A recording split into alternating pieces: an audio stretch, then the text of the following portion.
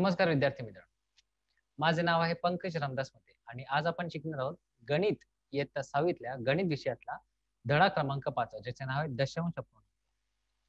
या धड्यात आपण पाहणार आहोत दशांश अपूर्णांकाचा गुणाकार आणि भागाकार. तर चला सुरू करूयात पहिल्या भागात दशांश अपूर्णांकाचा गुणाकार. तर चला दशांश अपूर्णांकाचा गुणाकार कसा करायचा ते पाहूया. तर एक उदाहरण घेऊ. 4.3 गुणिले 5 यांचा गुणाकार करायचा. खरं तर या गुणाकार करायच्या 3 पद्धती आहेत. त्या कशा ते आपण पाहू. या कुठल्याही एका पद्धतीचा वापर तुम्ही करू शकता. तर चला सगळ्यात पहिले 4.3 गुणिले 5. तर लक्षात ठेवा या दोघी संख्यांना आपण अंश छेदा रूपात लिहिणार. तर 5 च्या छेदामध्ये 1 लिहू, परंतु 4.3 ला कसं लिहायचं ते उजवीकडून संख्येच्या किती संख्यांच्या पुढे उजवीकडच्या किती संख्यांच्या पुढे आपल्याला दशांश चिन्ह आहे ते एका संख्येच्या पुढे संख्या आहे. तर आपण एक काम करू. ही संख्या जशी आहे तशी आपण लिहू बिना दशांश चिन्हाने आणि एका संख्येच्या पुढे आपल्याला दशांश चिन्ह आहे म्हणजेच छेदामध्ये आपण 1 0 एकाच्या पुढे लिहूया. आता छेदाने अंशाचा गुणाकार केला तर 215/10 उत्तर आले.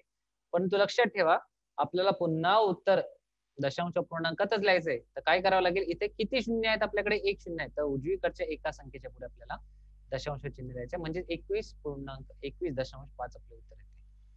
आता रीत क्रमांक 2 कशी तर आपण एक काम करू. 4 पूर्णांक वेगळा लिहा. 3 हा पूर्णांक कसा लिहायला आहे तर 3/10. आता याला 5 ने गुणायचं तर 4 ला 5 ने गुणा आणि 3/10 ला 5 ने गुणा. तर 4 चे उत्तर आले 20 आणि 3 ला गुणले तर 15/10. आता 15/10 म्हणजे काय 10. इथे किती शून्य आहेत 1 शून्य आहेत बरोबर.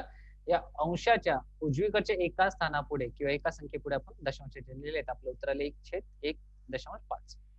आता या दोन्ही संख्येचा आपण करूया बेरीज तर आपलं उत्तर येते 21.5 असेल.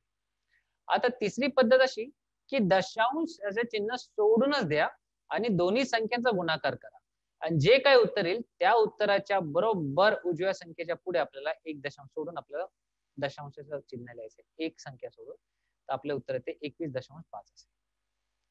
तर अशा प्रकारे 3 वेगवेगळ्या प्रकारे आपण गुणाकार करू शकतो. आता या पुढच्या रीतीमध्ये आपण ह्या रीतीचा उपयोग नाही करणार. आपण ही तिसरी आणि या पहिल्या रीतीचा उपयोग करून आपण पुढचे उदाहरण शिकूया. पेट्रोलचा दर प्रति लिटर 62.32 रुपये आहे. सीमाला तिच्या स्कूटरमध्ये 2.5 लिटर पेट्रोल भरायचं आहे. तिला किती रुपये द्यावे लागतील आणि कोणती क्रिया करावी लागेल. तर एका लिटरचा आपल्याला भाव आपल्याला दिलाय 62.32 इतका आणि तिला 2.5 लिटर भरायचे म्हणजेच काय या दोघांचा आपल्याला करावं लागेल गुणाकार. तर प्रक्रिया आहे गुणाकारची. आता किती रुपये द्यावे लागतील ते आपण पाहूया.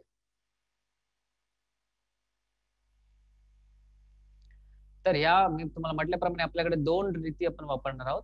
ती मधली जी रीत क्रमांक 2 आहे तिला नाही घेणार. आपण पहिली आणि तिसरीच घेतोय. त्या तिसऱ्या रीतीला आपण रीत क्रमांक 2 लिहिलंय. आता पहिल्या रीतीमध्ये पण काय केलं होतं दोन्ही संख्यांना आपण अंश छेद रूपात लिहिले. तर इथे किती दशांश किती संख्या सोडून उजव्याकडच्या आपल्याला दशांश आहे तर 2 संख्या सोडून आहे. ही संख्या जशी आहे तशी अंशात स्थानी लिहा बिना दशांशाने किंवा बिना दशांश चिन्हाने आणि खाली जितक्या संख्या सोडून आपल्याला उजवीकडच्या संख्या सोडून आपल्याला दशांश चिन्ह आहे तितक्याच संख्या आपल्या एकाच्या पुढे तितकेच शून्य घेऊया तितक्याच संख्येचे. इथे 2.5 आहे म्हणजे एका 5च्या पुढे एका उजवीकडच्या संख्येच्या पुढे दशांश चिन्ह आहे तर बरोबर 25/10. दोघांचा अंशाचा आणि छेदाचा गुणाकार केला तर आपल्या उत्तर आले 1,55,800 भागिले किंवा छेदामध्ये लिहिले 1000. तर 1000 म्हणजे किती शून्य आले 3. तर बरोबर अंशाचे 3 संख्या सोडून म्हणजे 008 8च्या बरोबर पुढे डाव्या बाजूला आपण काय लिहिले दशांश चिन्ह. तर आपले उत्तर आले 155.800. आता रीत क्रमांक 2 म्हणजे काय मी तुम्हाला म्हटलं हे सगळे दशांश सोडा. परंतु लक्षात ठेवा आपण किती एकूण दशांश सोडले आहेत. तर हा 1 हा 2 आणि हा 3 आपण असे 3 दशांश सोडले. आता दिलेल्या संख्यांचा आपण वेगळ्या साध्या सुध्या पद्धतीने गुणाकार केला तर आपलं उत्तर ते 1,55,800. परंतु लक्षात ठेवा किती दशांश सोडले आपण ह्या 5चा 1 आणि ह्या 3 आणि 2 चे 2 दशांश सोडले. तर 2 संख्या आपण 3 टोटल एकूण 3 उजवीकडच्या संख्या सोडून आपल्याला दशांश चिन्ह लिहायचंय. ते 1 2 आणि 3 तर बरोबर इथे आपण दशांश चिन्ह लिहू. तर सीमाला अशा प्रकारे 155.80 रुपये द्यावे लागतील. किती कशा करता 2.5 लिटर पेट्रोल. तर आपण ह्या प्रक्रियांमध्ये काय केल्या ह्या उदाहरणांमध्ये आपण काय लिहिले त्याच्या शब्दात रूपांतर केले किंवा शाब्दिक मध्ये आपण काही स्टेटमेंट लिहिले ते काय लिहिले पाहू. आधी दशांश चिन्हाचा विचार न करता गुणाकार केला.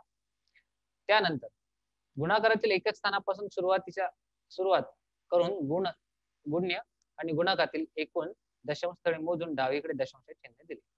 तर हा जो दुसरा आपल्याला नियम दिलाय किंवा दुसरा आपल्याला जे एक्सप्लेनेशन दिले ते आपण आपल्या उत्तरामध्ये वापरले. आता याचा पुढचा भाग आहे दशांश अपूर्णांकाचा भागाकार. तर भागाकार कसा करतो. तर 6.2 भागिले 2 आहेत. तर आपण पहिले याचे छेदांश रूपात लिहा. तर अंश छेदात रूपात लिहिले 62/10 लिहिले, कारण आपल्याला ते एका संख्येच्या पुढे दशांश आहे म्हणून आपण बरोबर एकाच्या पुढे शून्य लिहिला. आता भागिले 2/1 लिहिले, परंतु आपल्याला गुणाकार व्यस्त आपल्याला माहिती आहे, तर याचा गुणाकार व्यस्त येईल गुणिले 1/2. तर अंशांछेदाचा गुणाकार केला तर आपल्याला उत्तर भेटेल. तर पहा आपण 2 याला भागू शकतो, तर आपलं उत्तर येते 31 आणि 31/10 ला आपण उत्तर लिहिते 3.1 असेल. त्याच्या पुढे 3.4 भागिले 5. तर 3.4 चं उत्तर लिहिते 34/10 भागिले 5/1, कारण यालाही आपल्याला अंश छेदात स्थानारूपात लिहावं लागेल आणि याचा गुणाकार व्यस्त येतो 1/5. त्या दोन्हींचा गुणाकार केला तर 34/50 आले. परंतु लक्षात ठेवा, कुठल्याही संख्येचा व्यावहारिक मध्ये रूपांतर करणे सोपे आहे जर आपण छेदस्थानी 10 किंवा 100 किंवा 1000 अशी संख्या आणली तर 50 चे आपण 100 लिहू शकतो जर 2 ने गुणले तर, पण 2 ने जर छेदाला गुणले तर अंशाला गुणावे लागतात. आपलं उत्तर येते 68/100 आणि इथे 2 शून्य असल्या कारणाने आपण 2 उजवीकडच्या संख्या सोडून आपण डावीकडे एक दशांश चिन्ह लिहिले तर आपलं उत्तर येते 0.68. आता जाऊया तिसऱ्या उदाहरणाकडे. आता इथे संख्या 4.8 भागिले 1.2. या दोन्ही संख्यांच्या अंश साधी 48 आणि 12 लिहिले बिना दशांश चिन्हाशिवाय, परंतु छेदस्थानी आपण लिहिले 10. आता याचा गुणाकार व्यस्त आहे 10/12. तर 10 आणि 10 गेले किंवा 10 आणि 48 आणि 10 आणि 12चा गुणाकार करू शकता. इथे 10 समोरासमोर तुम्ही वजा करू शकता किंवा कमी करू शकता आणि 12 ने डायरेक्टली आपण 48 ला भागू शकतो. तर 12×48 आपले उत्तर येते. दुसरी पद्धत अशी आहे की अंश आणि छेदाचा गुणाकार करत आपल्या उत्तर येते 480/120. तर 12च्या पाड्यामध्ये 48 येते, म्हणजे 12ला जर 4 ला गुणले तर म्हणून आपले उत्तर येते 4. तर आज आपण काय शिकलो. आज आपण शिकलो दशांश अपूर्णांकाचा गुणाकार आणि भागाकार कसा करायचा तेही उदाहरण असेल. त्याच्या पुढच्या भागात येणाऱ्या भागात आपण या दोघांचा सराव संच वेगवेगळ्या व्हिडिओ मध्ये सॉल्व्ह किंवा सोडू. तोपर्यंत धन्यवाद.